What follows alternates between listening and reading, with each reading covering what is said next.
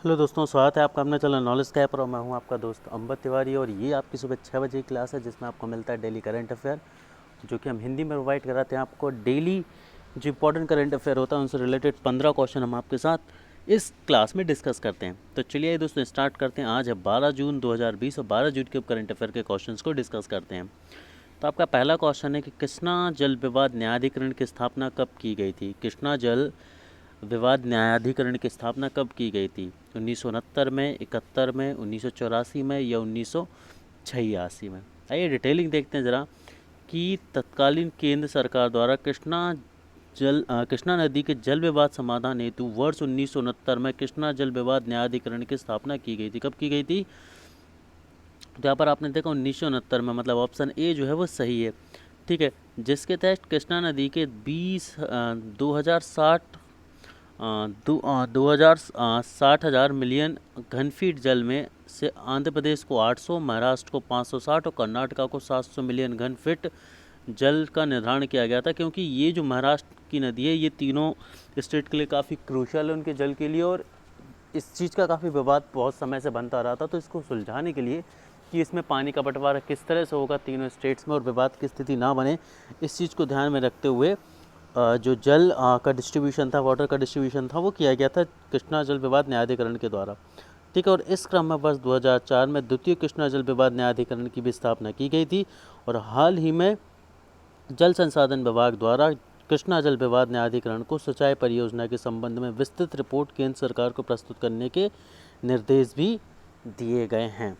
आगे बात करते हैं, वह शहर जहां उत्तराखंड का सबसे बड़ा जैव विविधता उद्यान स्थापित है। मतलब उत्तराखंड का सबसे बड़ा जैव विविधता उद्यान जो है वो कहाँ स्थापित है? अल्मोड़ा, हल्द्वानी, नैनीताल या फिर चमोली? कौन सा है जो सही आंसर होगा इसके लिए? तो इसके लिए दोस्तों जो सही आंसर होगा वो होगा कि हल्द्वानी। जी हाँ दोस्तों, हल्द्वानी। मतलब अब बात करें तो ऑप्शन नंबर बी जो है वो आपका करेक्ट होगा कि उत्तराखंड वन विभाग द्वारा राज्य के दूसरे सबसे बड़े शहर हल्द्वानी में राज्य का सबसे बड़ा जैव विविधता उद्यान स्थापित किया गया है। और यह पार्क उत्तराखंड वन विभाग द्वारा संचालित एवं अत्याधुनिक स्वचालित मौसम स्टेशन से भी होगा। और यह ध्यान देना होगा कि यह उद्यान लगभग 18 एकड़ में फैला हुआ है और इसमें पौधों की 500 से ज़्यादा प्रजातियां हैं। और वर्तमान में यह देश का सबसे बड़ा वनस्पति संग्रहालय जो है वो कोलकाता में स्थित है। आगे बढ़ते हैं अगले क्वेश्चन की तरफ। अगला क्वेश्चन आपसे की स्क्रीन पर ये रहा कि वह राज्य सरकार जिसके द्वारा वंदे उत्कल जननी गीत को राज्य गीत का दर्जा प्रदान किया गया है। मतलब किस स्टेट के द्वारा वंदे उत्कल जननी को राष्ट्र का गीत बनाया गया है? पश्चिम बंगाल, उड़ीसा, मेघालय या झारखंड? 4 ऑप्शन में से सही आंसर आपको बताना है। लाइव चैट में आप सभी लोग मुझे अपना आंसर ज़रूर देते रहेंगे। तो ये देख लेते हैं कि उड़ीसा सरकार के द्वारा, जी हाँ किसके द्वारा? उड़ीसा सरकार के द्वारा। मतलब ऑप्शन बी जो है वो आपका करेक्ट है कि उड़ीसा सरकार के द्वारा वंदे उत्कल जननी गीत को अपना राज्य का गीत बनाया गया। और यह गीत लक्ष्मीकांत महापात्रा ने वर्ष 1910 में लिखा था। और यह गीत सर्वप्रथम 1912 में उत्कल सम्मिलनी बैठक में गाया गया था। वह अंतरिक्षयान जिसे सौरमंडल के दूसरे सबसे बड़े ग्रह शनि के अध्ययन हेतु प्रक्षेपित किया गया था, वह कौन सा है? कैसनी होंगेन्स, पायोनियर, फोबोस या फिर गैलीलियो? तो इसका सही आंसर है कि कैसनी होंगियोस जो है ये इतालवी अंतरिक्ष एजेंसी और यूरोपीय अंतरिक्ष एजेंसी का एक संयुक्त अंतरिक्ष मिशन है। और यह वर्ष 2007 से सौर मंडल के दूसरे सबसे बड़े ग्रह शनि और उसके प्राकृतिक उपग्रह हेतु प्रक्षेपित किया गया था। हाल ही में कैसनी होमसेग मिशन से प्राप्त जानकारी के अनुसार शनि ग्रह का उपग्रह टाइटन पूर्व की तुलना में तेजी से बढ़ रहा है, जिसके कारण वह शनि की परिधि से क्या हो रहा है? दूर जा रहा है। तो यह एक जो है न्यूज़ इसके द्वारा भेजी गई थी। आगे बात करते हैं लोकतक झील किस राज्य में स्थित है? जो लोकतक झील है, लोकतक लेक है, वो कहाँ है? मिजोरम, मणिपुर, असम या पश्चिम बंगाल में?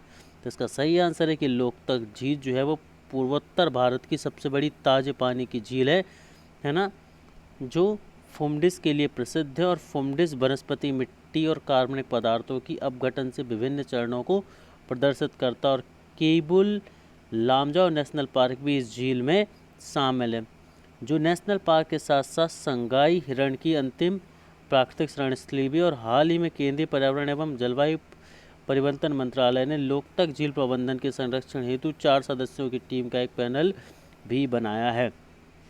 आगे बात करते हैं हम अपने अगले क्वेश्चन की तरफ। तो अगला क्वेश्चन है कि मूडीज इन्वेस्टर सर्विसेज ने भारत की सॉवरेन रेटिंग घटाकर कितनी कर दी है?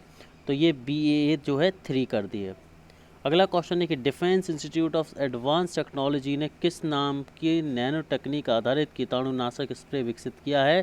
तो इसका सही आंसर है अनन्या। अनन्या नाम का एक जो है नैनो तकनीक से निर्मित कीटाणुनाशक स्प्रे तैयार किया गया है। विश्व बैंक ने हाल ही में किस राज्य को 1950 करोड़ का ऋण दिया है भारत में? तो यह दिया गया है पश्चिम बंगाल राज्य को 1950 करोड़ का ऋण। किसके द्वारा? वर्ल्ड बैंक के द्वारा। मर्सर के 2020 कास्ट ऑफ लिविंग सर्वे के अनुसार भारत का सबसे महंगा शहर कौन सा है? तो मुंबई जो है वो भारत का सबसे महंगा शहर है और ये एक गैसेबल आंसर था आप सभी के लिए। अमेरिकी सेना ने पहली बार किसे वायुसेना प्रमुख के रूप में नियुक्त किया है? तो एक अश्वेत को। किस पुरस्कार को कोविड-19 महामारी के कारण इस वर्ष रद्द कर दिया गया है? तो रेमन मैग्सेसे अवार्ड जो है, जो कि काफ़ी प्रतिष्ठित अवार्ड है, इसे कोविड-19 महामारी के चलते रद्द कर दिया गया है। खाद्य सुरक्षा सूचकांक में कौन सा देश जो है वो प्रथम आया है? तो कौन सा राज्य जो है वो प्रथम आया है देश का? तो इसका सही आंसर है गुजरात राज्य जो है वो खाद्य सुरक्षा सूचकांक में प्रथम नंबर पर आया है। अगला क्वेश्चन है कि किस भारतीय एथलीट को 4 साल के लिए डोपिंग प्रतिबंध लगा दिया गया है? तो ये गोमती को डोपिंग प्रतिबंध जो है वो लगाया गया है। हाल ही में विश्व प्रत्यानयन दिवस कब मनाया गया था? तो 9 जून को हाल ही में विश्व प्रत्यानयन दिवस मनाया गया था। और हाल ही में किस सरकार ने पंचवटी योजना शुरू की थी? तो पंचवटी योजना हिमाचल प्रदेश सरकार ने शुरू की थी। तो दोस्तों यहाँ पर हमारा जो आज का क्लास है वो ख़त्म होती है। आई होप आपको ये जो लेक्चर है वो पसंद आया होगा। Thank you very much.